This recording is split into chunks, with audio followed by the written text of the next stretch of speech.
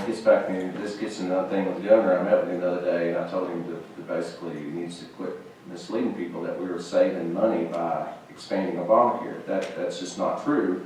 And before the 2016 fiscal session, I was not going to vote for the appropriation bill. I said publicly, Medicaid was unsustainable, signing up too many people. There's complications and problems internally at DHS that was happening. And of course, I got attacked by the governor, and then he went out and said these things of, if you don't vote for this, you got the new DHS director saying, you know, pretty much echoing the same thing, that if we as legislators didn't vote for this, you know, and then now you guys are coming out and saying the same thing I said. I mean, the thing about this plan with the governor, it's 2 years too late.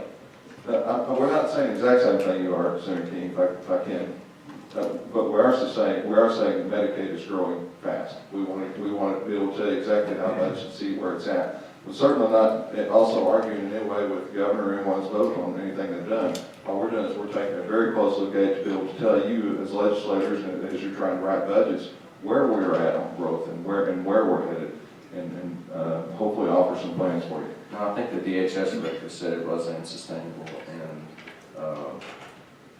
but I'm not arguing with you. It's more the director and the governor that are now echoing the same things that we said years ago. Let me ask you this real quick. We have 2 questions, and members, we're going to try and wrap this up by 3 o'clock since it is the holidays, and we want to don't make the staff mad. So, but of these increases that you mentioned in the mental health group, just give it, for some of us members, give just a very brief. I mean, nursing, we understand that one. And the mental health group, what all, just some top things that covers underneath that. Certainly, and I realize some of the committee may be more familiar with this than others. A lot of times people talk about this as the RSPMI, the Rehabilitative Services for Persons with Mental Illness Program.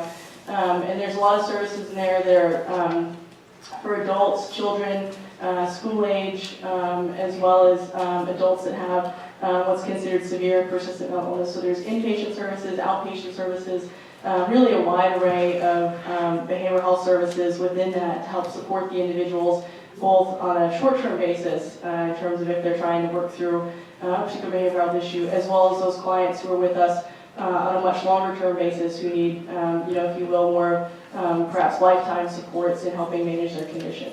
And basically, this is the group that the governor and others are talking about with the managed care. This particular group is what they're kind of mentioning as one of their solutions to it. Within the discussions around both managed care as well as a provider hybrid-led model, the populations that have been discussed are those that fall within the medium and high needs tiers, both for behavioral health and then for developmental disability. So it wouldn't be everybody who is in what is called the RSPMI program today, but just those who are medium and high needs.